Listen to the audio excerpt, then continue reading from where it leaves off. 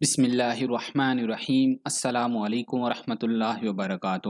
دوستوں، ہم حکیموں اور ڈاکٹروں کے پاس بھاگے بھاگے پھرتے ہیں کہ ہمیں کیا کھانا چاہیے اور کس چیز سے پرہیز کرنا چاہیے، لیکن ہم نہ جانے کیوں سنت نبوی صلی اللہ علیہ وآلہ وسلم میں نہیں جھانکتے کہ ہمیں معلوم ہو سکے کہ آقا صلی اللہ علیہ وآلہ وسلم کیا کھاتے تھے اور کس چیز سے پرہیز کرتے تھے۔ تو آج کی اس ویڈیو میں ہم آپ کو بتائیں گے کہ نبی کریم صلی اللہ علیہ وآلہ وسلم کی پسندیدہ غذائیں کون سی ہیں اور ان کا جدید طب میں کیا کیا فائدہ بتایا گیا ہے۔ یقین جانیں، اس سے زیادہ معلوماتی ویڈیو آپ کو پوری یوٹیوب پر نہیں ملے گی۔ اس ویڈیو کو اپنے پاس ڈاؤن لوڈ کر کے رکھ لیں اور وقتاً فوقتاً دیکھتے رہیں تاکہ ہمیں ڈاکٹرز کے پاس جانے کی ضرورت کم ہی محسوس ہو اور ہم اپنا ڈائٹ پلان خود ہی بنا سکیں۔ تو آگے بڑھنے سے قبل آپ سے گزارش ہے کہ اس ویڈیو کو لائک کریں، اور اگر ابھی تک آپ ہمارے چینل اردو لیب کا حصہ نہیں بنے تو اردو لیب کو سبسکرائب کر کے گھنٹی کا بٹن ضرور دبا دیں۔ دوستو، نبی کریم صلی اللہ علیہ وآلہ وسلم کی پسندیدہ غذاؤں میں سے سب سے پہلے بات کرتے ہیں سرکہ کی۔ حضرت ام سعد رضی اللہ تعالیٰ عنہ فرماتی ہیں کہ رسول اکرم صلی اللہ علیہ وآلہ وسلم سیدہ عائشہ صدیقہ رضی اللہ تعالیٰ عنہ کے پاس آئے، میں بھی وہیں تھی۔ فرمایا کچھ کھانا ہے؟ فرمانے لگی ہمارے پاس روٹی، کھجور اور سرکہ ہے۔ اس پر رسول اکرم صلی اللہ علیہ وآلہ وسلم نے فرمایا بہترین سالن سرکہ ہے، اے اللہ سرکہ میں برکت فرما کہ یہ مجھ سے پہلے انبیاء کا سالن ہے، اور جس گھر میں سرکہ ہو وہ موتائی نہیں۔ سرکہ کے فوائد ہزاروں سال سے حاصل کیے جا رہے ہیں۔ جدید طب میں اس پر کچھ تحقیق بھی ہوئی ہے۔ جدید طب میں اسے واضح طور پر کولیسٹرول اور ٹرائی گلیسرائڈ کم کرنے کے لیے فائدہ مند مانا گیا ہے، اور اس تحقیق میں یہ بھی ثابت ہوا کہ دل کے امراض میں ایک واضح کمی ان لوگوں میں ہوئی جو سلاد میں سرکہ کا استعمال کرتے تھے۔ سرکہ کے استعمال جدید تحقیق میں شوگر کی مقدار کو درست کرنے کے لیے بھی فائدہ مند پایا گیا ہے۔ انسولین کی دریافت سے پہلے سرکہ کو شوگر کے لیے استعمال کروایا جاتا تھا۔ طبی تحقیق کے کئی تجربات میں اسے خون میں گلوکوز کی مقدار گلائسیمک انڈیکس کم کرنے کے لیے واضح طور پر مؤثر مانا گیا ہے۔ یہ اثر نہ صرف شوگر کے مریضوں میں نہیں پایا گیا بلکہ تندرست افراد میں بھی پایا گیا ہے۔ ایک اور طبی تحقیق سے ثابت ہوا ہے کہ سرکے کا کھانے میں استعمال بھوک کے احساس کو کم کر دیتا ہے، یعنی انسان کم کھاتا ہے، اس سے ایک تو نظام انہضام بہتر رہتا ہے، اور دوسرا کم کھانے سے شوگر وغیرہ میں بھی کمی واقع ہوتی ہے۔ ان بیان کی گئی تحقیقات کے نتائج قدیم طب میں پہلے سے ہی معلوم تھے، اور ان تمام مقاصد کے لیے صدیوں سے سرکہ کو استعمال کیا جاتا آ رہا ہے۔ زیتون اور اس کا تیل۔ زیتون ان پھلوں میں شمار ہوتا ہے جن کا ذکر قرآن مجید میں آیا ہے، اور اللہ تعالیٰ نے اس کی قسم کھائی، اور زیتون کی قسم کھا کر اللہ تعالیٰ نے فرمایا کہ میں نے انسان کو خوبصورت سانچے میں ڈالا ہے، اور اگر ہم اپنی خوراک پر غور کریں تو ہم اللہ کی پیدا کردہ اس خوبصورت تخلیق کا مصنوعی طریقوں سے بیڑا غرق کرنے میں لگے ہوئے ہیں۔ حضرت ابو ہریرہ رضی اللہ تعالیٰ عنہ سے روایت ہے کہ نبی کریم صلی اللہ علیہ وآلہ وسلم نے ارشاد فرمایا کہ تم روغن زیتون کھاؤ اور اس سے مالش کرو، کیونکہ یہ برکت والا ہے۔ زیتون ایک درخت ہے جو 3 میٹر کے قریب اونچا ہوتا ہے، اور اس کا پھل غذائیت سے بھرپور ہے۔ اس پھل سے جو تیل حاصل کیا جاتا ہے اسے روغن زیتون کہا جاتا ہے۔ زیتون کے پھل اور روغن زیتون دونوں کے بے شمار فوائد اور خواص ہیں۔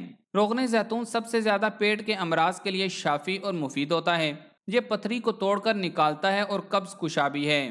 معدے کے افعال کو درست کر کے بھوک بڑھاتا ہے، اور آنتوں کے لیے بھی نہایت مفید ہے۔ اس کے استعمال سے پتے کی پتھری ٹوٹ کر خارج ہو جاتی ہے۔ زیتون کا تیل تھوڑی مقدار میں دودھ کے ساتھ ملا کر پینے سے السر سے نجات ملتی ہے، اور معدے کی تیزابیت ختم ہو جاتی ہے۔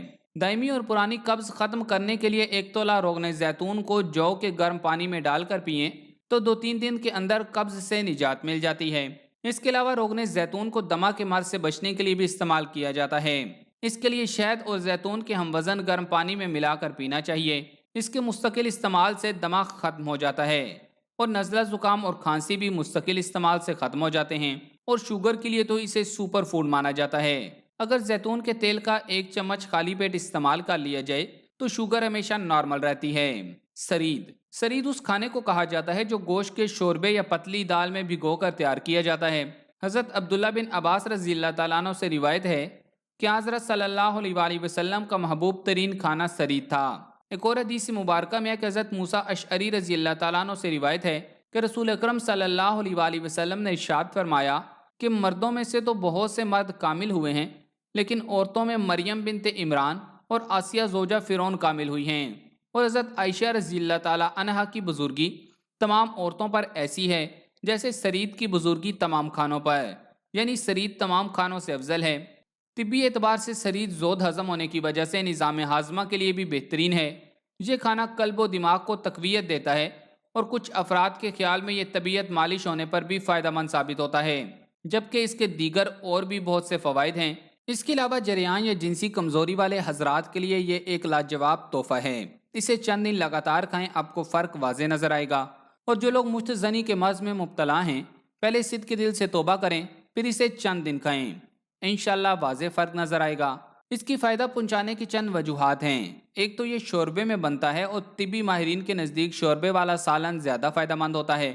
دوسرا، یہ انتہائی لذیذ ہوتا ہے، اور ماہرین کہتے ہیں کہ جو کھانا صحت بخش ہونے کے ساتھ لذیذ بھی ہو، وہ جسم کو دگنی طاقت دیتا ہے۔ تیسرا، شریر میں روٹی پک کر بہت نرم ہو جاتی ہے، جو جلد ہضم ہو کر فائدہ پہنچاتی ہے، تو اسے سنت نبوی صلی اللہ علیہ وآلہ وسلم سمجھ کر کھائیں، سنت کا اجر علیحدہ سے ملے گا۔ اسے بنانے کا آسان سا طریقہ یہ ہے کہ سالن کا شوربہ علیحدہ کر لیں، اور اسے چولہے پر رکھ کر روٹی کے چھوٹے چھوٹے ٹکڑے کر کے اس میں ڈال دیں۔ نمک مرچ کم ہو تو حسب ضرورت اور ڈال لیں۔ جب روٹی کے ٹکڑے شوربہ جذب کر لیں تو اسے اتار کر ضرورت کے مطابق ٹھنڈا کریں اور کھائیں۔ تربوز۔ حضرت امی عائشہ صدیقہ رضی اللہ تعالیٰ عنہ سے روایت ہے کہ حضور اکرم صلی اللہ علیہ وآلہ وسلم تربوز کو ترک کھجور کے ساتھ ملا کر کھایا کرتے تھے، اور فرمایا کرتے تھے کہ ہم کھجور کی گرمی کو تربوز کی ٹھنڈک سے، اور تربوز کی ٹھنڈک کو کھجور کی گرمی سے توڑتے ہیں۔ بعض محدثین نے تربوز کی جگہ خربوز کا لفظ استعمال کیا ہے۔ ایک اور حدیث مبارکہ حضرت عبداللہ بن عباس رضی اللہ تعالیٰ عنہ سے روایت کرتے ہیں کہ رسول اکرم صلی اللہ علیہ وآلہ وسلم نے فرمایا، تربوز کھانا بھی ہے اور مشروب بھی۔ یہ مثانہ کی صفائی کرتا ہے، پیٹ کو صاف کرتا ہے، کمر سے پانی نکال دیتا ہے، قوت باہ میں اضافہ کرتا ہے، چہرے کو نکھارتا ہے، اور جسم سے گرمی کو ختم کرتا ہے، اور یہ جسم سے بیماریوں کو نکال دیتا ہے۔ تربوز غذائیت سے بھرپور پھل ہے، جس کے استعمال سے گرمیوں میں ڈی ہائیڈریشن کی شکایت بھی دور ہوتی ہے۔ قدیم و جدید طبی ماہرین کی تحقیقات کے مطابق تربوز موسم گرما کا وہ خاص پھل ہے جس میں 92% پانی پایا جاتا ہے، اور پانی انسانی صحت کے لیے بہت اہم ہے۔ گرمیوں میں زیادہ پسینہ آنے کی صورت میں پانی کی کمی کا ہونا عام بات ہے، اور ان مسائل کا واحد حل تربوز کے استعمال سے کیا جا سکتا ہے۔ طبی ماہرین کے مطابق تربوز اینٹی آکسیڈنٹ کے طور پر بھی کام کرتا ہے، اور قوت مدافعت بڑھانے میں بھی اہم کردار ادا کرتا ہے۔ تربوز کے استعمال کینسر کے خلاف بھی معاون ثابت ہوتا ہے۔ اس کی ٹھنڈی تاثیر اور اس میں موجود وٹامن بی جسم میں تھکاوٹ کا احساس کم کرتا ہے، اور انسان کو تر و تازہ اور خوشگوار محسوس کرواتا ہے۔ تربوز میں موجود امائنو ایسڈز بلڈ پریشر کو قابو رکھنے میں مدد فراہم کرتے ہیں۔ شدید گرمی کے موسم میں تربوز کے استعمال براہ راست یا اس کا شربت بنا کر پینا بہت مفید ہے۔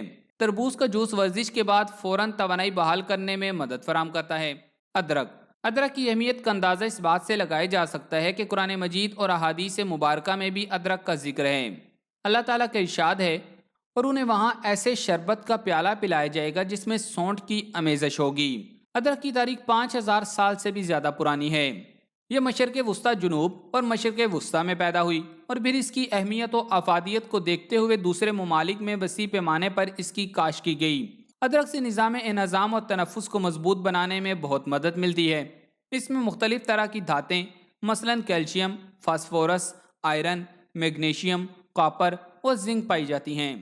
کھانے سے پہلے ادرک کی تاثیر گرم ہے، اور اگر یہ کھانے سے پہلے کھایا جائے تو اس سے نظام انہضام مضبوط ہوتا ہے، اور معدے کو فائدہ دیتے ہوئے کھانے کی ہضم ہونے میں مددگار ثابت ہوتا ہے۔ سفر کے دوران اگر آپ کسی سفر پر روانہ ہو رہے ہیں، لیکن آپ کو ڈر ہے کہ راستے میں کہیں آپ کو موشن یا پیٹ خراب ہونے کے مسائل سے دوچار ہونا پڑ سکتا ہے، تو ادرک کاٹ کر منہ میں رکھ لیں۔ اس سے آپ کا پیٹ بالکل ٹھیک رہے گا، اور سفر بھی خوشگوار رہے گا۔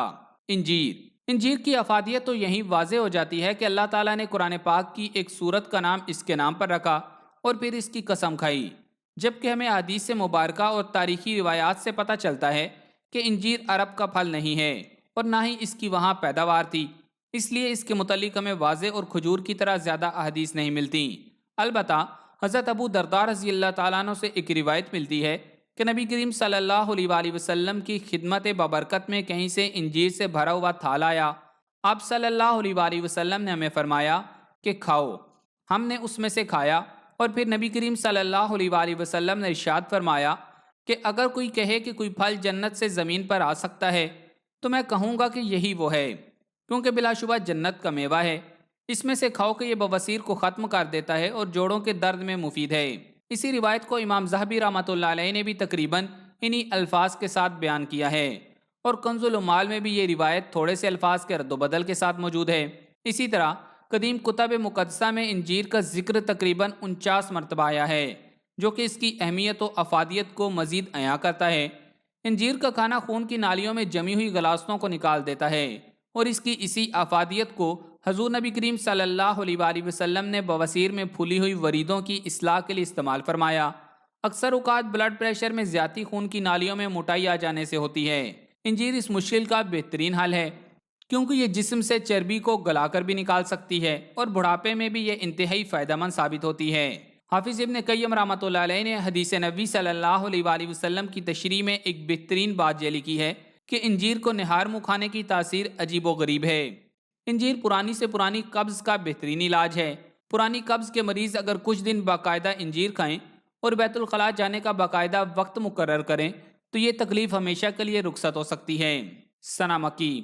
ثنا مکی کا ذکر متعدد احادیث مبارکہ میں ملتا ہے، جیسے کہ روایت میں ہے کہ عبداللہ بن ام حزام رضی اللہ تعالیٰ عنہ کہتے ہیں کہ میں نے رسول اکرم صلی اللہ علیہ وآلہ وسلم کو کہتے سنا کہ بس ثنا اور سنود، بعض حکماء نے سنود سے سیاہ زیرہ مراد لی ہے، کو استعمال کیا کرو اس لیے کہ ان دونوں میں سام سمیت ہر بیماری کے لیے شفا ہے۔ پوچھا گیا کہ رسول اکرم صلی اللہ علیہ وآلہ وسلم سام کیا ہے؟ اب صلی اللہ علیہ وآلہ وسلم نے فرمایا موت۔ طبی ماہرین کی تحقیقات کے مطابق ثنا ان ادویہ میں سے ایک ہے جن کے فوائد بے انتہا ہیں، اور اتباع قدیم کو جہاں بھی کوئی مرض ٹھیک سے سمجھ نہ آیا وہاں ثنا کو استعمال کیا۔ ان کے خیال میں اس کی افادیت کی اہم وجہ یہ ہے کہ یہ جسم سے غلیظ اور زہریلے مادے باہر نکال دیتی ہے، اور اس طرح غلاظتوں کے اخراج سے جسم میں تندرستی کا عمل شروع ہو جاتا ہے۔ ابن سینا نے اسے امراض قلب میں کام آنے والی ادویہ میں سر فہرست قرار دیا ہے۔ یہ پیٹ کے صفرا کو خارج کرتی ہے، سودا کو نکالتی ہے، قلب کو مضبوط کر کے دل کے پردوں کو تقویت دیتی ہے، پٹھوں اور عضلات سے اینٹھن کو دور کرتی ہے، بالوں کو گرنے سے روکتی ہے اور صحت مند بناتی ہے، جسمانی دردوں کو مٹاتی ہے اور بدن کی تھکاوٹ کو دور کر کے عضلات کو چست بناتی ہے۔ اس کے استعمال کی بہترین صورت اس کا جوشاندہ ہے، جو اس کے صفوف سے زیادہ نافع ہوتا ہے۔ اس جوشاندہ کو بناتے وقت اس میں بنفشہ اور منقع بھی شامل کر لیا جائے تو زیادہ مفید ہے۔ یہ دماغی نالیوں میں اٹکی ہوئی رطوبتیں خارج کرتا ہے اور درد کی تکلیف دور ہو جاتی ہے۔ قلنجی۔ صحیح البخاری کی روایت ہے کہ حضرت خالد بن سعد رضی اللہ تعالیٰ عنہ کہتے ہیں کہ ہم لوگ کسی سفر میں تھے اور غالب بن ابھر بھی ہمارے ساتھ تھے۔ وہ راستہ میں بیمار ہو گئے۔ جب ہم لوگ مدینہ پہنچے تو وہ بیمار ہی تھے۔ ابن ابی عتیق ان کی عیادت کو آئے اور کہا کہ ان سیاہ دانوں یعنی قلنجی کو اختیار کرو، اس کے 5 یا 7 دانے لے کر اس کو پیسو اور پھر روغن زیتون کے چند قطروں کے ساتھ ان کو اس کی ناک میں اس طرف اور اس طرف یعنی دونوں طرف ڈالو۔ اس لیے کہ حضرت عائشہ صدیقہ رضی اللہ تعالیٰ عنہ نے مجھ سے بیان کیا، انہوں نے نبی کریم صلی اللہ علیہ وآلہ وسلم کو فرماتے ہوئے سنا کہ یہ کالا دانہ بجز سام کے تمام امراض کا علاج ہے۔ میں نے پوچھا کہ سام کیا ہے؟ آپ صلی اللہ علیہ وآلہ وسلم نے فرمایا موت۔ اس کے سیاہ بیج متعدد طبی فوائد کے حامل ثابت ہوتے ہیں، جس کی وجہ ان میں موجود vitamins, amino acids, proteins, fatty acids, iron, potassium, calcium اور متعدد دیگر اجزاء کی موجودگی ہے۔ کلنجی میں ایک جز تھیموکوئنن پر دہائیوں سے سائنسدان تحقیق کر رہے ہیں، اور یہ طاقتور اینٹی آکسیڈنٹ کینسر سے تحفظ اور ورم کش خصوصیات کا حامل سمجھا جاتا ہے۔ اس کے علاوہ اس میں جراثیم کش اور رسولی سے بچاؤ کی خصوصیات بھی پائی جاتی ہیں، اور کلونجی کو مشرق وسطیٰ میں 2000 سال سے زائد عرصے سے استعمال کیا جا رہا ہے، اور عرب افراد اسے دوا کے طور پر بھی استعمال کرتے ہیں۔ آب زمزم۔ حضرت ابو ذر غفاری رضی اللہ تعالیٰ عنہ سے روایت ہے کہ ہم اپنی قوم غفار سے نکلے، پس میں اور میرا بھائی انیس اور ہماری والدہ نکلے۔ پھر وہ ایک طویل روایت ذکر کرتے ہوئے کہتے ہیں کہ میں 30 دن تک کعبہ میں مقیم رہا اور میری خوراک صرف زمزم تھی، پس میں موٹا ہو گیا یہاں تک کہ میرے پیٹ کی سلوٹیں بھی ختم ہو گئیں، اور نہ ہی میں نے اپنے جگر میں بھوک کی وجہ سے گرمی محسوس کی۔ جب نبی کریم صلی اللہ علیہ وآلہ وسلم نے ان سے ان کی خوراک کے بارے میں دریافت کیا تو وہ بولے کہ میں صرف زمزم پیتا ہوں اور کچھ نہیں، اور اسی سے اتنا فربا ہو گیا ہوں۔ جس پر نبی کریم صلی اللہ علیہ وآلہ وسلم نے فرمایا بلا شبہ یہ پانی ببرکت ہے اور کھانے کی طرح پیٹ بھی بھر سکتا ہے۔ زمزم کے بارے میں حضرت جابر رضی اللہ تعالیٰ عنہ کی ایک روایت ہے جس میں وہ فرماتے ہیں کہ نبی کریم صلی اللہ علیہ وآلہ وسلم سے سنا کہ آب زمزم اسی چیز کے لیے ہے جس کے لیے اسے پیا جائے، یعنی آب زمزم کو جس چیز کی نیت کر کے پیا جائے اسے اللہ تعالیٰ ضرور پورا کرتے ہیں۔ زمزم بیماریوں سے نجات کے لیے مفید ہے اور اسے لگاتار پینے سے بیماریاں جاتی رہتی ہیں اور اللہ پاک بیماریوں سے شفا عطا کر دیتے ہیں۔ یہ آب زمزم کا ایک بہت بڑا معجزہ ہے۔ میتھی، میتھی دانہ کو عربی میں حلبہ کہتے ہیں۔ کچھ حکماء اس سے میتھی یعنی میتھرے بھی مراد لیتے ہیں۔ حضور نبی کریم صلی اللہ علیہ وآلہ وسلم کا فرمان ہے کہ استشفوا بالحلبتی، کہ میتھی سے شفا حاصل کرو۔ ایک اور جگہ فرمایا کہ میری امت اگر میتھی کے فوائد جان لے تو وہ اسے سونے کے بھاؤ خریدنے سے بھی دریغ نہ کرے۔ میتھی دانہ کا استعمال آپ کی شریانوں کی رکاوٹوں کو دور کر دیتا ہے۔ شوگر کے مریض میتھی دانہ کا استعمال لازمی کریں۔ اگر شوگر کے مریض میتھی دانہ کا استعمال کرتے ہیں تو ان کے لیے بے حد مفید رہتا ہے۔ شوگر کے مریضوں کی انسولین کی فعالیت کو بہتر بناتا ہے۔ اسی طرح میتھی دانہ کا استعمال آپ کو مختلف پیچیدگیوں سے بھی محفوظ رکھے گا۔ میتھی دانہ آئرن سے بھرپور ہوتا ہے۔ ایسے تمام لوگ جن میں خون کی کمی ہے یا جن کو ڈاکٹر نے کہا ہے کہ ان میں آئرن کی کمی پائی جاتی ہے تو وہ میتھی دانہ کا استعمال لازمی کریں۔ اگر مسلسل 15 دن میتھی دانہ کا استعمال کیا جائے تو انشاءاللہ خون کی کمی دور ہونا شروع ہو جائے گی۔ انگور، قرآن مجید میں انگور کا ذکر پرہیزگاروں کے لیے انعام کے طور پر کیا گیا ہے۔ اللہ تعالیٰ نے ارشاد فرمایا، تم میں سے ہر کوئی چاہے گا کہ اس کے پاس ایسے باغات ہوں جن میں کھجور اور انگور ہوں، نیچے نہریں چلیں اور اس میں ہر قسم کے پھل ہوں۔ قرآن مجید میں انگور کا ذکر 11 مرتبہ آیا ہے اور اسے ان نعمتوں میں شمار کیا گیا ہے جو بندوں پر دنیا اور جنت دونوں میں انعام ہیں۔ رسول اکرم صلی اللہ علیہ وآلہ وسلم سے منقول ہے کہ آپ صلی اللہ علیہ وآلہ وسلم کو انگور اور کھجور بہت مرغوب تھے۔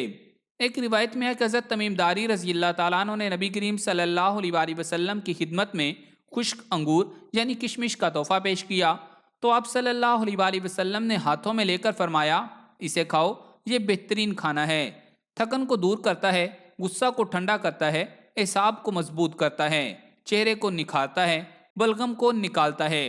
اسی طرح حکماء کہتے ہیں کہ انگور خون کی کمی کو بھی پورا کرتا ہے۔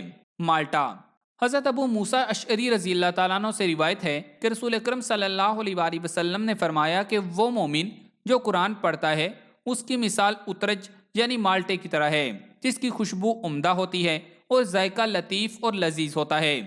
اسی طرح حضرت مسروق رضی اللہ تعالیٰ عنہ بیان کرتے ہیں کہ میں حضرت عائشہ صدیقہ رضی اللہ تعالیٰ عنہا کی خدمت میں حاضر ہوا تو ان کے پاس ایک نابینا شخص بیٹھے تھے۔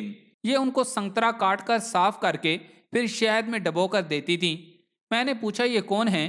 فرمانے لگیں کہ یہ ابن ام مکتوم رضی اللہ تعالیٰ عنہ ہیں، جن کے بارے میں اللہ تعالیٰ نے اپنے نبی صلی اللہ علیہ وآلہ وسلم کو تنبیہ فرمائی تھی۔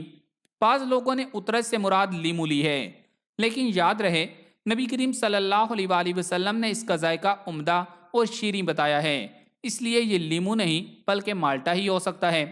مالٹے میں وٹامن سی بکثرت موجود ہوتا ہے۔ اس کے علاوہ اس میں میگنیشیم، پوٹاشیم، فاسفورس، فولاد، کاپر اور جست بھی شامل ہوتے ہیں جو یقیناً ہماری صحت کے لیے بہت مفید اجزاء ہیں۔ مالٹوں کو شوگر کے شکار افراد کے لیے سپر فوڈ کی فہرست میں شامل کر رکھا ہے۔ اس کے علاوہ فائبر نظام ہاضمہ کو بہتر بنانے کے لیے بھی ضروری ہوتا ہے، جبکہ وزن میں کمی لانے کے لیے بھی مددگار جز ہے۔ مالٹوں میں چربی یا فیٹ نہیں ہوتے اور یہ گلائسیمک انڈیکس کی سطح کم کرتے ہیں اور موٹاپے سے بچاؤ کے لیے بہترین غذا ہے جو کہ امراض قلب، cancer, sugar, high blood pressure اور فالج کا باعث بنتا ہے۔ اس کے علاوہ نظام ہضم کی اکثر خرابیوں میں مالٹے کا گودا بکثرت کھایا جاتا ہے۔ اسی طرح مالٹے وٹامن اے سے بھی بھرپور ہوتے ہیں اور یہ جسم میں جا کر لیوٹین اور بیٹا کیروٹین جیسے اجزاء میں تبدیل ہو جاتا ہے جو کہ عمر بڑھنے کے ساتھ ساتھ بینائی کو پیش آنے والے مسائل سے بچانے میں بھی مدد دیتے ہیں۔ وٹامن اے آنکھوں کو روشنی جذب کرنے میں بھی مدد دیتا ہے جبکہ رات کی بینائی کو بہتر بناتا ہے۔ اس کے علاوہ مالٹے میں موجود وٹامن سی آنتوں کے کینسر کا خطرہ بھی کم کرتا ہے۔ ایک تحقیق کے مطابق بچوں کو کیلوں اور مالٹے کے رس کے استعمال کروانا انہیں خون کے کینسر سے تحفظ دے سکتا ہے۔ کدو ایک انتہائی لذیذ اور تاثیر میں زود ہضم، صحت بخش اور دماغی صلاحیتوں کو بڑھانے والی سبزی ہے۔ کدو مفرح قلب، جگر اور اعصاب کے لیے مفید سبزی ہے۔ کدو ہمارے پیارے آقا حضرت محمد صلی اللہ علیہ وآلہ وسلم کو بہت زیادہ پسند تھا۔ پسندیدگی کا یہ عالم تھا کہ گوشت اور کدو کے سالن سے کدو کے ٹکڑے اٹھا کر پہلے کھاتے تھے۔ حضرت انس رضی اللہ تعالیٰ عنہ سے روایت ہے کہ ایک درزی نے نبی کریم صلی اللہ علیہ وآلہ وسلم کو کھانے پر بلایا۔ میں آپ صلی اللہ علیہ وآلہ وسلم کے ساتھ تھا۔ صاحب خانہ نے جو کی روٹی اور شوربہ پیش کیا۔ شوربہ میں کدو گوشت تھا۔ میں نے دیکھا کہ آپ صلی اللہ علیہ وآلہ وسلم کدو کے ٹکڑے تلاش کر کے کھاتے تھے۔ اس دن سے میں بھی کدو کو پسند کرنے لگا۔ طبی ماہرین کی تحقیق کے مطابق کدو جسم کی خشکی کو ختم کرتا ہے اور کدو کے بیج اس کے لیے بہت مفید ہیں۔ سردیوں کے موسم میں اکثر ہونٹ اور ایڑیاں پھٹنے لگتے ہیں، جس سے بڑی تکلیف ہوتی ہے۔ بازاروں میں ہونٹوں پر لگانے کی چیپ سٹک ملتی ہے، مگر اس سے کئی بار فائدہ نہیں ہوتا۔ اس کے لیے بہتر یہ ہے کہ آپ میٹھے کدو کے بیج اور گوند کتیرا برابر مقدار میں لے کر باریک پیس لیں۔ رات کو تھوڑے سے پانی میں ملا کر ہونٹوں پر لیپ کریں۔ 2 گھنٹے بعد گرم پانی سے صاف کر لیں۔ 2-3 دن کے استعمال سے ہونٹ ملائم ہو جائیں گے اور پھٹیں گے نہیں۔ اگر گوند کتیرا دستیاب نہ ہو تو آپ کدو کے چھلے ہوئے بیج تھوڑے سے پانی میں خوب پیس لیں اور رات کو ہونٹوں پر لیپ کر کے سو جائیں۔ صبح دھو لیں، اس سے بھی انشاءاللہ ضرور فائدہ ہوگا۔ اس کے علاوہ بھی کدو کے درجنوں فوائد ہیں جو آپ کو ہمارے چینل پر تفصیل سے مل جائیں گے۔ جو ہمارے آقا صلی اللہ علیہ وآلہ وسلم نے پوری زندگی میں کبھی بھی گندم کی روٹی نہیں کھائی۔ آپ صلی اللہ علیہ وآلہ وسلم نے ہمیشہ جو کی روٹی کھائی، اور آج کی تحقیقات نے یہ ثابت کر دیا ہے کہ گندم کے اندر شوگر کی مقدار چینی کے اندر موجود شوگر سے بھی زیادہ ہے۔ اور آج جو ڈاکٹر اس کا علاج دریافت کر رہے ہیں وہ یہ کہتے ہیں کہ مریض کا سب سے بڑا علاج یہ ہے کہ آپ اس کو گندم فری ڈائٹ پلان دیں، یعنی گندم کی جگہ اگر جو کو شامل کر دیا جائے تو کیا ہی بات ہے۔ اور جو کیونکہ کم کیلوری اور بہت دیر سے ہضم ہونے والی غذا ہے تو یہ موٹاپے کے لیے بھی مفید ہے، وزن اور پیٹ دونوں کو کم کرتا ہے۔ حضور نبی کریم صلی اللہ علیہ وآلہ وسلم نے اکثر جو کی روٹی تناول فرمائی اور کبھی کبھی گندم کی بھی، مگر کبھی بھی میدا کی روٹی تناول نہیں فرمائی۔ ابو حازم بیان کرتے ہیں کہ میں نے سہل بن سعید رضی اللہ تعالیٰ عنہ سے پوچھا کہ کیا نبی کریم صلی اللہ علیہ وآلہ وسلم نے میدا کھایا تھا؟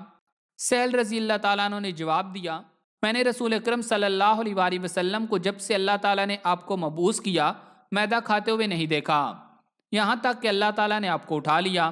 پھر میں نے پوچھا، کیا نبی کریم صلی اللہ علیہ وآلہ وسلم کے زمانہ میں تم چھلنی استعمال کرتے تھے؟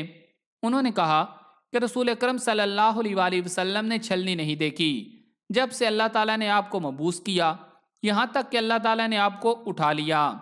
میں نے پوچھا، کیا تم لوگ جو بغیر چھانے ہوئے استعمال کرتے تھے؟ انہوں نے کہا، ہم اس کو پیس لیتے تھے اور پھونک مارتے تھے، جس قدر اس کا چھلکا اڑنا ہوتا اڑ جاتا اور جس قدر باقی رہتا ہم اس کو گوندتے اور کھاتے۔ ایک اور حدیث مبارکہ ہے، حضرت یوسف بن عبداللہ بن سلام رضی اللہ تعالیٰ عنہ فرماتے ہیں کہ میں نے سرور عالم نبی کریم صلی اللہ علیہ وآلہ وسلم کو دیکھا کہ آپ صلی اللہ علیہ وآلہ وسلم نے جو کی روٹی کا ٹکڑا لیا اور اس پر کھجور رکھی اور فرمایا یہ اس کا سالن ہے اور تناول فرما لیا۔ ہمارے ہاں جو آج کل نان بنائے جاتے ہیں وہ میدے سے بنتے ہیں، اور جو مارکیٹ میں آٹا دستیاب ہوتا ہے وہ چھانا ہوا ہوتا ہے، اس میں وہ طاقت ہی نہیں ہوتی جو چکی پر خود پسوائے ہوئے آٹے کی ہوتی ہے، اس لیے بغیر چھانا آٹا نہ کھائیں تاکہ معدہ مضبوط ہو۔ شہد کے بارے میں یہ بات طے شدہ ہے کہ یہ بہت سے امراض میں مفید ہے اور اس کے استعمال جسم کو متعدد امراض سے محفوظ رکھتا ہے۔ تمام تر کاوشوں کے باوجود اب تک شہد کا متبادل تلاش نہیں کیا جا سکا۔ شہد کی ایک خوبی اس کے رس کا جلد اثر کرنا اور قدرتی اینٹی بائیوٹک ہوتا ہے۔ یہ حلق سے نیچے اترتے ہی خون میں شامل ہو جاتا ہے۔ نوزائیدہ بچے سے لے کر جاں بل مریض تک سب کے لیے غذا اور دوا ہے۔ رسول اکرم صلی اللہ علیہ وآلہ وسلم کو شہد بہت پسند تھا اور اس کا بہت زیادہ استعمال فرماتے تھے۔ حضرت امی عائشہ صدیقہ رضی اللہ تعالیٰ عنہ سے روایت ہے کہ آپ صلی اللہ علیہ وآلہ وسلم شہد پسند فرماتے تھے۔ شہد کی شفا بخشی کا ذکر قرآن میں بھی آیا ہے اور اسے سینکڑوں امراض کا علاج کہا جاتا ہے۔ ایک اور حدیث مبارکہ ہے، حضرت عبداللہ بن مسعود رضی اللہ تعالیٰ عنہ فرماتے ہیں کہ رسول اکرم صلی اللہ علیہ وآلہ وسلم نے فرمایا، اپنے اوپر 2 شفاؤں کو لازم کر لو، شہد اور قرآن۔ شہد کے متعلق ایک اور حدیث مبارکہ ہے، حضرت ابن عباس رضی اللہ تعالیٰ عنہ سے روایت ہے کہ نبی کریم صلی اللہ علیہ وآلہ وسلم نے فرمایا کہ شفا 3 چیزوں میں ہے، پچنے لگوانا، شہد پینا یا آگ سے داغ لگوانا، اور میں اپنی امت کو داغ لگوانے سے منع کرتا ہوں، یعنی آگ سے داغ کر علاج منع کر دیا۔ دودھ انسانوں کے لیے ایک مکمل غذا ہے اور اس سے بہتر غذا شاید ہی ہو۔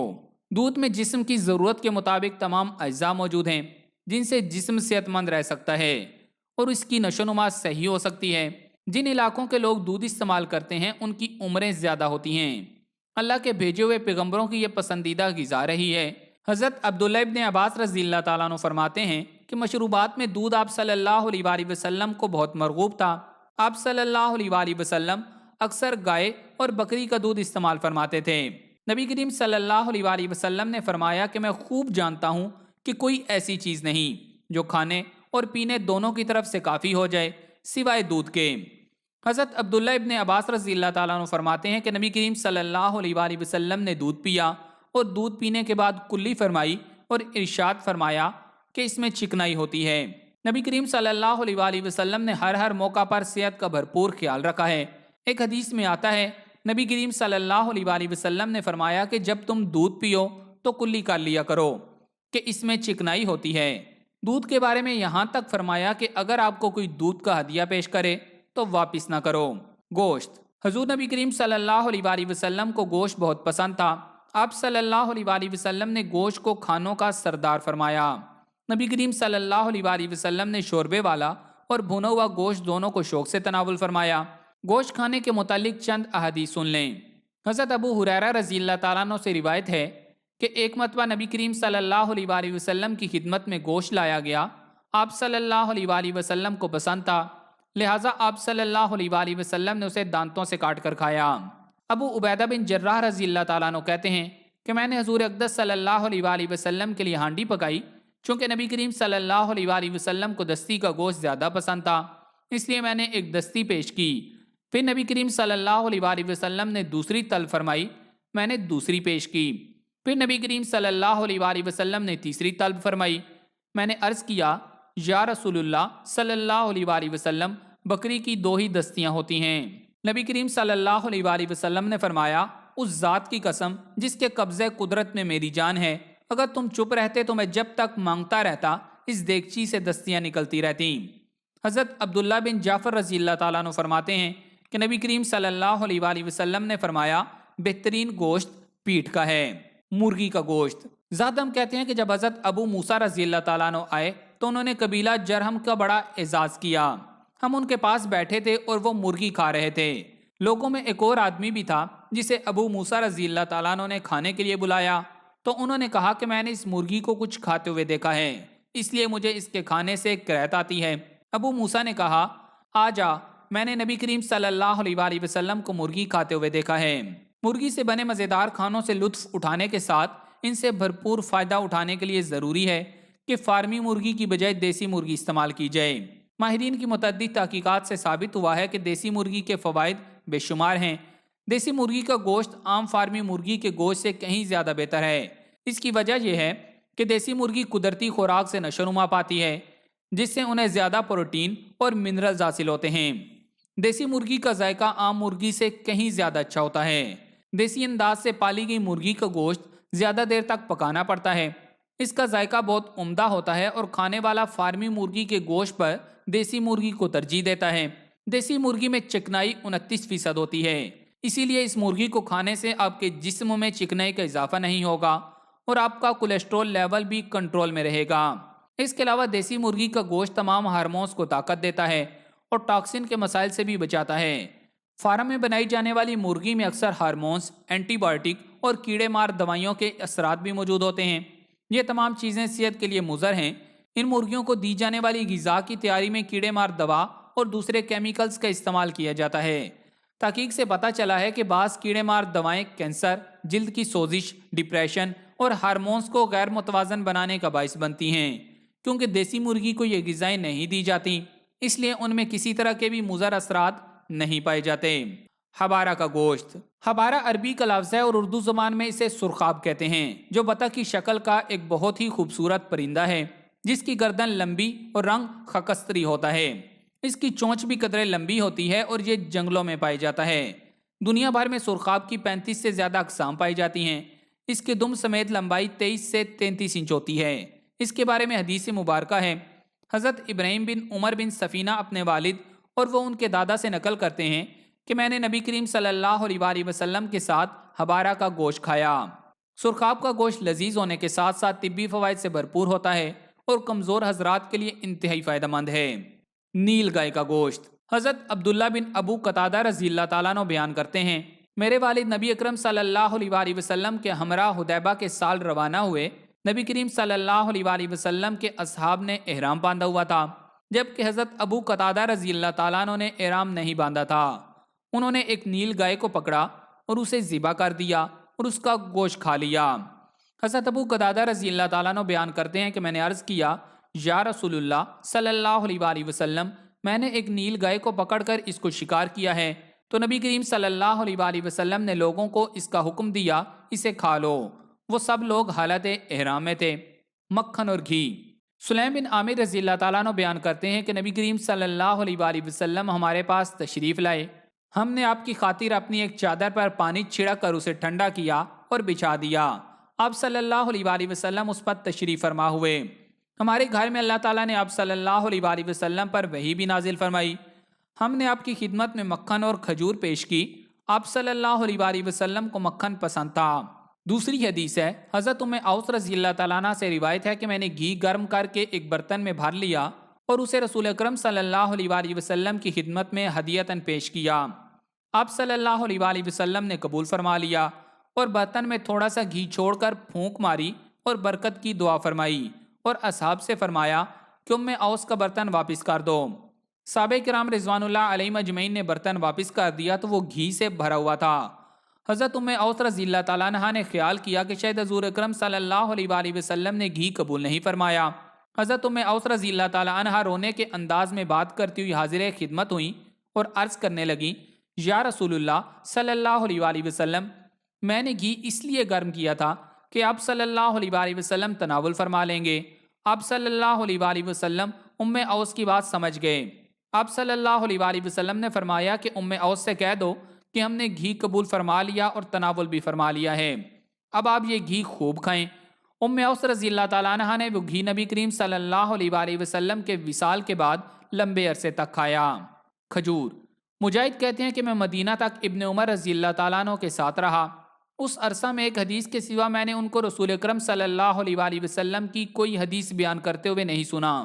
انہوں نے کہا کہ ہم نبی کریم صلی اللہ علیہ وآلہ وسلم کے پاس تھے جبکہ آپ کے حضور میں جمار ایک خاص درخت لایا گیا، تو آپ نے فرمایا کہ درختوں میں سے ایک درخت ایسا ہے کہ اس کی کیفیت مسلمان کی کیفیت کے مثل ہے۔ ابن عمر رضی اللہ تعالیٰ عنہ کہتے ہیں کہ میں نے چاہا کہ کہہ دوں کہ وہ کھجور کا درخت ہے، مگر میں سب سے چھوٹا تھا اس لیے چپ رہا۔ جب کسی نے نہ بتایا تو نبی کریم صلی اللہ علیہ وآلہ وسلم نے خود فرمایا کہ وہ کھجور کا درخت ہے۔ کھجور آئرن کا ایک بھرپور ذریعہ ہے۔ جسموں میں خون کی کمی اور خون کے بہاؤ کو روکنے کے لیے آئرن کی مقدار ضروری ہے۔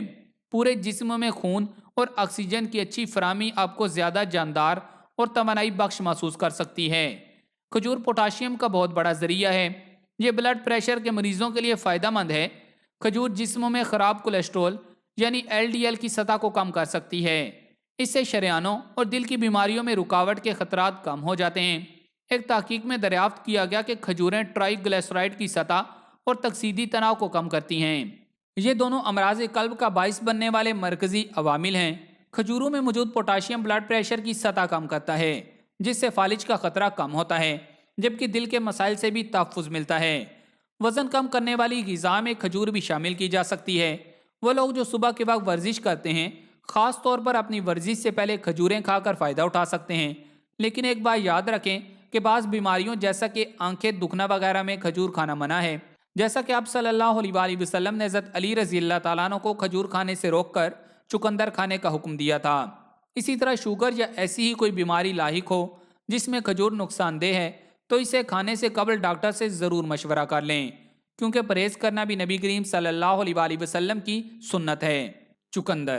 حدیث مبارکہ ہے کہ ام منذر رضی اللہ تعالیٰ عنہ کہتی ہیں کہ نبی کریم صلی اللہ علیہ وآلہ وسلم میرے ہاں تشریف لائے۔ ہمارے ہاں کھجور کے خوشے لٹکے ہوئے تھے۔ نبی کریم صلی اللہ علیہ وآلہ وسلم ان میں سے تناول فرمانے لگے۔ حضرت علی رضی اللہ تعالیٰ عنہ جو نبی کریم صلی اللہ علیہ وآلہ وسلم کے ساتھ تھے وہ بھی نوش فرمانے لگے۔ نبی کریم صلی اللہ علیہ وآلہ وسلم نے ان کا ہاتھ روک دیا کہ تم ابھی بیماری سے اٹھے ہو، تم مت کھاؤ۔ وہ رک گئے اور آپ صلی اللہ علیہ وآلہ وسلم تناول فرماتے رہے۔ ام منذر رضی اللہ تعالیٰ عنہ کہتی ہیں کہ پھر میں نے تھوڑے سے جو اور چقندر لے کر پکائے۔ نبی کریم صلی اللہ علیہ وآلہ وسلم نے حضرت علی رضی اللہ تعالیٰ عنہ سے فرمایا کہ یہ کھاؤ، یہ تمہارے لیے مناسب ہے۔ لال رنگ سے بھرپور اس خوبصورت سبزی کو ہم پودوں کی جڑ سے حاصل کرتے ہیں۔ اس کے استعمال کرنے سے غذا ہضم نہ ہونے اور دائمی قبض کے شکار افراد اس شکایت سے چھٹکارا پا سکتے ہیں۔ ماہرین طب کے مطابق ایسے افراد جن کا مختلف وجوہات کے باعث نظام انہضام متاثر ہے، غذا کو ہضم کرنے میں دشواری ہے، یا غذا کے بعد پیٹ کے اوپری حصے میں درد محسوس کرتے ہیں اور نتیجتاً غذا صحیح طور پر ہضم نہیں ہوتی، دائمی قبض کا بھی شکار ہیں، ایسے افراد کے لیے چقندر حیرت انگیز فوائد کا حامل اور قدرتی علاج ہے۔ ماہرین طب کے مطابق 50 سے 60 گرام پکے ہوئے چقندر کا ناشتے سے قبل یا نہار میں استعمال بہترین نتائج کا حامل ہے۔ چند روز کے استعمال کے بعد نظام انہضام بحال ہو جاتا ہے، جبکہ دائمی قبض کا بھی خاتمہ کرتا ہے۔ ککڑی یعنی کھیرا۔ حضرت عائشہ صدیقہ رضی اللہ تعالیٰ عنہ فرماتی ہیں کہ میری والدہ نے چاہا کہ وہ مجھے موٹا کر دیں، کیونکہ میں حضور اکرم صلی اللہ علیہ وآلہ وسلم کے پاس جایا کرتی تھی۔ وہ فرماتی ہیں کہ وہ جو کچھ چاہتی تھی ان کی کسی چیز سے مجھے فائدہ نہیں ہوا، یہاں تک کہ انہوں نے مجھے ککڑی کھجور کے ساتھ ملا کر کھلائی تو میں پھر اچھی خاصی موٹی ہو گئی۔ ایک اور حدیث مبارکہ ہے، حضرت عبداللہ بن جعفر رضی اللہ تعالیٰ عنہ روایت کرتے ہیں کہ میں نے نبی کریم صلی اللہ علیہ وآلہ وسلم کو کھجور ککڑی کے ساتھ ملا کر کھاتے ہوئے دیکھا۔ عربی زبان میں ککڑی کھیرے کو کہتے ہیں۔ کھیرے کا شمار بھی غذائیت سے بھرپور ایک سبزی میں ہوتا ہے اور عام طور پر اس کا استعمال کھانے کے ساتھ سلاد کے طور پر کیا جاتا ہے، تاہم قدرت نے اس میں بھی ہمیں بے شمار غذائی اجزاء سے نوازا ہے جو جسم کو مختلف اندرونی اور بیرونی بیماریوں سے بچاتے ہیں۔ اس میں پانی، پروٹین، معمولی مقدار میں چکنائی، کیلشیم، فاسفورس، وٹامن سی اور اے پائے جاتے ہیں۔ کھیرا پیاس کو بجھاتا ہے، سفرا کی حرارت اور سوزش کو دور کرتا ہے، خون کی حدت اور سوزش، جگر اور معدے کو تسکین دیتا ہے، مثانے اور گردے کی پتھری کو توڑتا اور ریح کو دور کرتا ہے، یہ بدن کو فربا کرتا ہے، دل و دماغ کو فرق پہنچاتا ہے، تب تک میں اس کا پانی نکال کر پلایا جاتا ہے جس سے مریض کے جسم کو ٹھنڈک پہنچتی ہے اور اس مرض سے افاقہ ہوتا ہے۔ اس میں کم کیلوریز ہونے کے باوجود زیادہ غذائی اجزاء اور پانی کی وجہ سے کھیرا بھوک کا احساس مٹاتا ہے اور آپ اپنا پیٹ بھرا ہوا محسوس کرتے ہیں۔ تحقیق سے ثابت ہوا ہے کہ اضافی پانی والی سبزیاں ہوں یا پھل وزن کم کرنے میں بہت مددگار ثابت ہوتی ہیں۔ امریکہ کی ایک یونیورسٹی میں کی گئی تحقیق کے مطابق پانی پینے سے کیلوریز جلانے میں بہت مدد ملتی ہے۔ کھیرے میں وٹامن سی، بیٹا کیروٹین اور میگنیز سمیت کئی اور طرح کے اینٹی آکسیڈنٹس بھی ہوتے ہیں۔ یہ پولی فینلز خون میں خراب کولیسٹرول اور شوگر کی سطح کم کرنے میں مددگار ثابت ہوتے ہیں۔ طبی ماہرین کے مطابق کھیرے میں پائے جانے والے پولی فینلز بالکل اسی طرح کام کرتے ہیں جیسے شوگر کی دوائیں کام کرتی ہیں۔ یہ نہ صرف شوگر کی سطح کو نیچے لانے میں معاون ثابت ہوتا ہے بلکہ شوگر سے بچاؤ میں بھی مدد دیتا ہے۔ قدید۔ حضرت صوبان رضی اللہ تعالیٰ عنہ سے روایت ہے کہ نبی کریم صلی اللہ علیہ وآلہ وسلم نے حالت سفر میں قربانی کی اور آپ صلی اللہ علیہ وآلہ وسلم نے فرمایا، اے صوبان، اس بکری کے گوشت کو خشک کر لو۔ حضرت صوبان رضی اللہ تعالیٰ عنہ کہتے ہیں کہ پھر میں آپ صلی اللہ علیہ وآلہ وسلم کو اسی قربانی کا گوشت کھلاتا رہا یہاں تک کہ ہم مدینہ آ گئے۔ قدید خشک گوشت کو کہتے ہیں جسے دیہی علاقوں والے پہلے کڑھائیوں میں بھونتے ہیں اور پھر بڑے بڑے برتنوں یا ہار کی طرح پرو کر دھوپ میں خشک کر لیتے ہیں۔ یہ گوشت مہینوں بغیر فریزر کے بآسانی محفوظ رہ سکتا ہے اور ضرورت کے وقت استعمال کر سکتے ہیں۔ موسم کا کوئی بھی نیا پھل۔ پھل اللہ تعالیٰ کی نعمتوں میں سے ایک بہترین نعمت ہے۔ نبی اکرم صلی اللہ علیہ وآلہ وسلم نے بقدر خواہش پھلوں کو بھی تناول فرمایا۔ صحابہ کرام رضوان اللہ علیہ مجمعین کی عادت مبارکہ تھی کہ جب بازار میں کوئی نیا پھل دیکھتے تو خرید کر بارگاہ نبوی صلی اللہ علیہ وآلہ وسلم میں پیش کر دیتے تاکہ پھل پہلے نبی کریم صلی اللہ علیہ وآلہ وسلم تناول فرمائیں۔ حضرت ابو ہریرہ رضی اللہ تعالیٰ عنہ سے روایت ہے کہ لوگ جب پہلا پھل دیکھتے تو رسول اکرم صلی اللہ علیہ وآلہ وسلم کی خدمت میں پیش کرتے اور آپ صلی اللہ علیہ وآلہ وسلم یہ دعا پڑھتے، اللہم بارک لنا فی ثمارنا وبارک لنا فی مدینتنا وبارک لنا فی صاعنا ومدنا۔ یہ دعا کافی لمبی ہے، اس کا مکمل ترجمہ آپ کو بتا دیتا ہوں، لیکن اب جب بھی کوئی نیا پھل کھائیں، جیسے مالٹے کا موسم شروع ہوا ہو تو مالٹے کے موسم میں پہلا مالٹا کھائیں تو اتنی ہی دعا پڑھیں جتنی میں نے پڑھی ہے اور آپ کو سکرین پر لکھی بھی نظر آ رہی ہے۔ پوری دعا کا ترجمہ سن لیں۔ اے اللہ، ہمارے لیے ہمارے پھلوں، ہمارے شہر، ہمارے سا اور ہمارے مد ناپ تول کے پیمانے میں برکت پیدا فرما۔ اے اللہ، ابراہیم علیہ السلام تیرے دوست، بندے اور نبی تھے، انہوں نے تجھ سے مکہ کے لیے دعا کی تھی، میں بھی تیرا بندہ اور نبی ہوں، میں تجھ سے مدینہ کے لیے وہی کچھ مانگتا ہوں جو انہوں نے مکہ مکرمہ کے لیے مانگا تھا، بلکہ اس سے دگنا۔ راوی کہتے ہیں پھر نبی اکرم صلی اللہ علیہ وآلہ وسلم کسی چھوٹے بچے کو جو نظر آتا بلاتے اور وہ پھل اسے دے دیتے۔ پیلو کا پھل۔ ابو سلمہ بن عبد الرحمن فرماتے ہیں کہ ہم رسول اکرم صلی اللہ علیہ وآلہ وسلم کے ہمراہ پیلو کے پھل چن رہے تھے اور رسول اکرم صلی اللہ علیہ وآلہ وسلم فرما رہے تھے کہ ان میں سے سیاہ پھل لو کیونکہ وہ عمدہ ہوتے ہیں۔ تو صحابہ کرام رضوان اللہ علیہ مجمعین نے عرض کیا، کہ آپ صلی اللہ علیہ وآلہ وسلم نے بکریاں چرائی ہیں؟ تو آپ صلی اللہ علیہ وآلہ وسلم نے فرمایا، ہر نبی نے ہی بکریاں چرائی ہیں۔ پیلو بنیادی طور پر ایک صحرائی درخت ہے جو صحراؤں اور خلیج عرب کے گرم ساحلوں کے علاوہ پاکستان میں تھل وغیرہ کی طرف کثرت سے پایا جاتا ہے۔ یہ درخت اپنے بیر جیسے پھل اور پھیلی ہوئی سیاہ دار شاخوں سے پہچانا جاتا ہے۔ بلغم خارج کرتا ہے، مسام کھولتا ہے اور ریاء غلیظہ کو دفع کرتا ہے۔ اس کی چھال کا جوشاندہ بطور مقوی و محرک اور حیض بند ہونے کی صورت میں پلاتے ہیں۔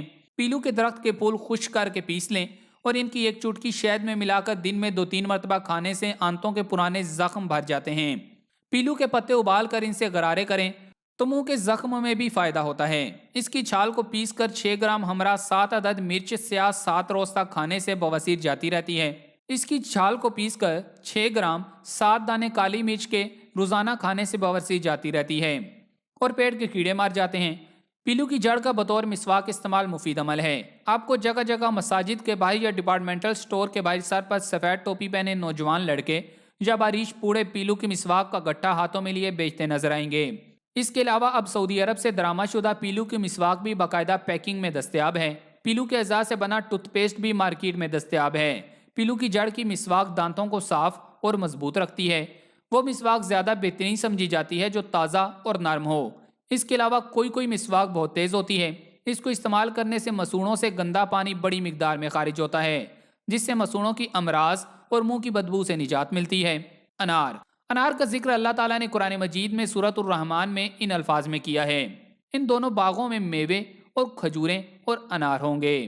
انار کے متعلق حدیث مبارکہ ہے، حضرت انس رضی اللہ تعالیٰ عنہ سے روایت ہے کہ میں نے نبی کریم صلی اللہ علیہ وآلہ وسلم سے انار کے بارے میں پوچھا تو آپ صلی اللہ علیہ وآلہ وسلم نے فرمایا، کوئی انار ایسا نہیں ہوتا جس میں جنت کے اناروں کا کوئی دانہ شامل نہ ہو۔ ایک اور حدیث مبارکہ ہے، حضرت علی رضی اللہ تعالیٰ عنہ سے روایت ہے کہ نبی کریم صلی اللہ علیہ وآلہ وسلم نے فرمایا، انار کھاؤ، اس کے اندرونی چھلکے سمیت کہ یہ معدے کو حیات نو عطا کرتا ہے۔ انار دنیا کے قدیم ترین پھلوں میں سے ایک ہے۔ حضرت سلیمان علیہ السلام کے پاس بھی اناروں کے باغات تھے۔ جزیرۃ العرب میں طائف کے ایک باغ کے انار اور وہاں کے چشموں کا پانی زمانہ قدیم ہی سے امراض قلب کے لیے مفید سمجھا جاتا ہے۔ انار میں بڑی مقدار میں وٹامن اے، بی اور سی جیسے قیمتی وٹامنز پائے جاتے ہیں۔ علاوہ ازیں اس سے phosphorus, sodium, calcium, sulphur, hydrochloric acid, بے شمار حیاتین اور فولاد جیسے اجزاء بھی وافر مقدار میں حاصل کیے جا سکتے ہیں۔ انار میں موجود نمک کا تیزاب معدے کو طاقت دیتا ہے اور غذا کو ہضم کرنے میں مدد دیتا ہے۔ انار دل کو طاقت دیتا ہے اور جسم میں صاف خون پیدا کرتا ہے۔ انار ورم جگر، یرقان، تلی کے امراض، کھانسی، سینے میں درد، بھوک میں کمی اور ٹائیفائڈ کے لیے مفید ادویاتی اور قدرتی غذا ہے۔ انار کے رس میں شہد کا اضافہ کیا جائے تو بڑھاپے میں کمی ہوتی ہے۔ انار کے ایک گلاس جوس میں 2 چپاتیوں کے برابر غذائیت موجود ہوتی ہے۔ معدے، جگر اور سینے کے امراض کے لیے انار ایک مفید پھل ہے۔ انار میں موجود فولاد اور ہائیڈروکلورک ایسڈ بھوک میں اضافے کا باعث بنتے ہیں۔ انار مختلف امراض کے بعد کی کمزوری کو دور کرنے میں اپنی مثال آپ ہے۔ خون کی کمی، ہائی بلڈ پریشر اور ہڈیوں کے درد کو دور کرنے کے لیے طبی ماہرین انار کھانے کا مشورہ دیتے ہیں۔ انار کا پھل دل و دماغ کو اس حد تک فرحت اور تازگی دیتا ہے کہ اس کے استعمال سے انسان میں نفرت اور حسد کا مادہ زائل ہو جاتا ہے۔ انار کے استعمال سے انسانی صحت پر حیرت انگیز اثرات مرتب ہوتے ہیں۔ انار میں حیاتین سمیت کئی ایسے قیمتی اجزاء پائے جاتے ہیں جو انسانی جسم میں موجود بیماریوں کو روکنے اور ان کے خلاف قوت مدافعت میں اضافہ کا سبب ہوتے ہیں۔ انسانی پیٹ میں پہنچنے والا انار کا ہر دانہ شفا بن جاتا ہے۔ خشک اور تازہ انار دونوں میں انسانی صحت کے لیے یکساں فوائد ہیں۔ خشک انار دانے کے جوشاندے کو انجائنا کے درد، سینے میں گھٹن، تنگی، بوجھل پن، کولیسٹرول کی زیادتی اور پیٹ کے متعدد امراض میں مفید قرار دیا گیا ہے۔ انار کے استعمال شوگر کے مریضوں کے لیے بہت مفید ہے۔ نبیذ، حضرت ابو قتادہ رضی اللہ تعالیٰ عنہ کی روایت ہے کہ نبی کریم صلی اللہ علیہ وآلہ وسلم نبیذ بنانے کے لیے خشک اور کچی کھجور، خشک انگور اور خشک کھجور کے ملانے اور کچی اور تر کھجور کے ملانے سے منع فرماتے تھے اور فرمایا، ہر ایک سے الگ الگ نبیذ بناؤ۔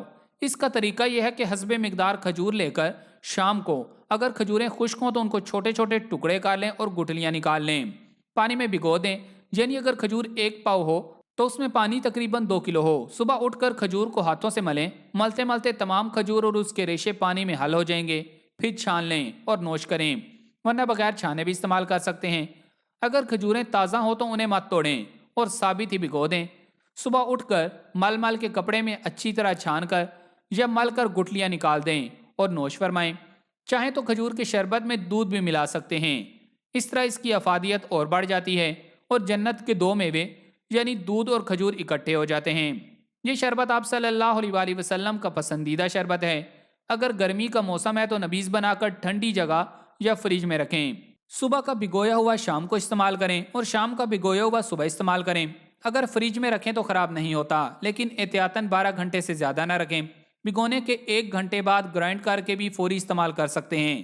ایک دن گزرنے سے اور شدید گرمی سے اس کے اندر خمیر پیدا ہوتا ہے اور خمیر کا پیدا ہو جانے اس کے استعمال کو مشکوک بنا دیتا ہے، لہذا کوشش کریں اس کو تازہ ہی استعمال کریں۔ کھجور کی نبیذ پینے سے جہاں قلب و جگر کی تسکین ہوتی ہے، وہاں کھجور کی نبیذ ہیپاٹائٹس، معدے کی تیزابیت، پیاس کی شدت، ہاتھ پاؤں کی جلن، منہ کی خشکی، لعاب دہن کا کم ہونا، پیشاب کی جلن اور قبض کا بہترین علاج ہے۔ ایسے لوگ جو کسی بھی پیچیدہ مرض میں مبتلا ہوں اور روزہ رکھنے سے قاصر ہوں، وہ مایوس اور پریشان نہ ہوں، کیونکہ صحابہ کرام رضوان اللہ علیہم اجمعین کے بارے میں سیرت کی کتابوں میں یہ بات ملتی ہے، وہ گرمی کے روزے اور سردیوں کی تہجد کی دعائیں مانگتے تھے، کیونکہ گرمی کے دن بڑے ہوتے ہیں اور سردیوں کی راتیں بڑی ہوتی ہیں۔ تو پیارے دوستو، اللہ تعالیٰ کے پیارے حبیب اور ہمارے پیارے آقا حضرت محمد صلی اللہ علیہ وآلہ وسلم کی عادت مبارکہ یہ تھی کہ جس قسم کا بھی کھانا سامنے آتا اسے تناول فرما لیتے اور کسی خاص قسم کے کھانے کے لیے اہتمام نہ فرماتے۔ حضرت ابو ہریرہ رضی اللہ تعالیٰ عنہ بیان فرماتے ہیں کہ نبی کریم صلی اللہ علیہ وآلہ وسلم نے کبھی بھی کھانے میں عیب نہیں نکالا۔ اگر آپ صلی اللہ علیہ وآلہ وسلم کو کھانا پسند ہوتا تو تناول فرماتے، ورنہ خاموشی سے چھوڑ دیتے۔ یہ تمام غذائیں جو بیان کی جا چکی ہیں، یہ پیارے حبیب حضرت محمد صلی اللہ علیہ وآلہ وسلم کی بیان کردہ غذائیں ہیں، جن میں سے کئی آپ کی پسندیدہ کا درجہ رکھتی ہیں اور کئی غذائیں آپ صلی اللہ علیہ وآلہ وسلم نے نوش فرمائیں تاکہ امت محمدیہ ان کے فوائد سے آگاہ ہو سکے۔ آپ نے اگر ایک صحت مند اور سعادتوں والی زندگی گزارنی ہے تو ان چیزوں کو اپنا لیں۔ امید ہے آپ کو یہ ویڈیو ضرور پسند آئی ہوگی، تو اس ویڈیو کو لائک کر کے صدقہ جاریہ کی نیت سے فیس بک اور واٹس ایپ پر شیئر کر کے زیادہ سے زیادہ لوگوں تک پہنچائیں اور اسے ڈاؤن لوڈ کر کے اپنے پاس محفوظ کر لیں تاکہ آپ کو جب بھی ضرورت ہو آپ اس ویڈیو کو دیکھ سکیں۔ جزاک اللہ۔